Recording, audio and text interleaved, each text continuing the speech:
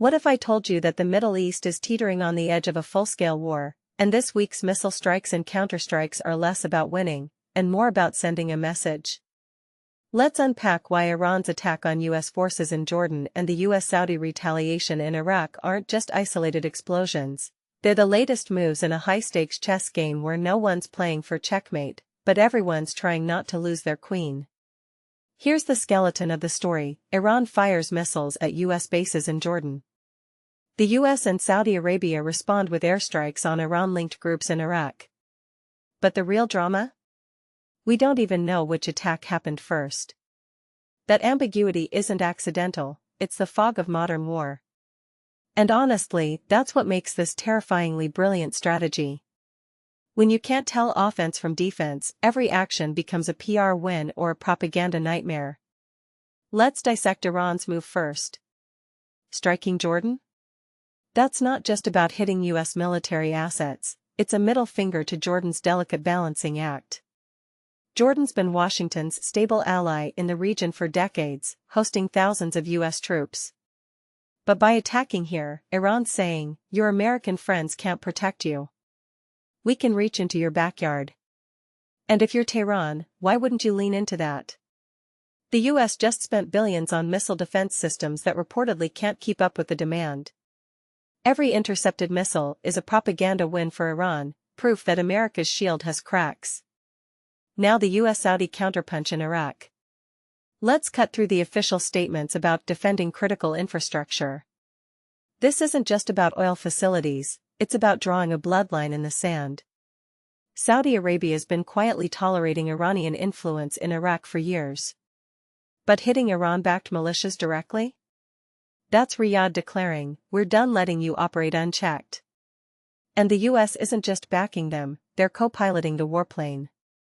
This isn't a partnership, it's a coming-out party for a new regional alliance. But here's what everyone's ignoring: the timing. Both attacks happened within hours of each other. Do you really believe that's coincidence? I don't. This feels orchestrated, like both sides wanted to create a plausible deniability window. Why?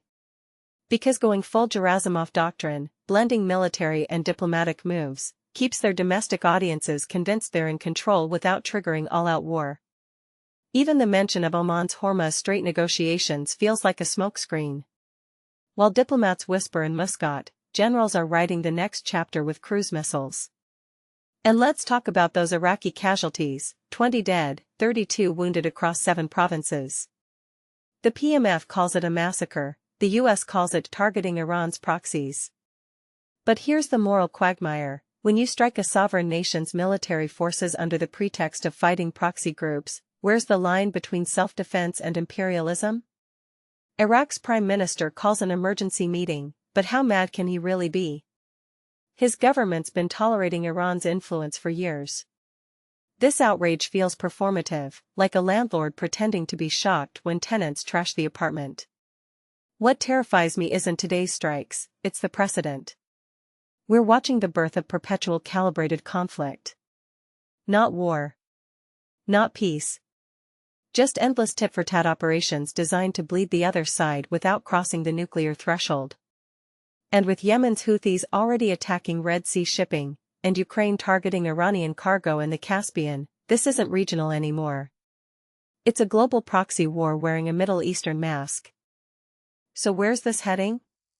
I'll tell you where I think the red line is. When does a Gulf Collective Defense Pact become inevitable? Right now, everyone's still hedging, Europe's issuing statements, Pakistan's playing mediator, Oman's brokering deals.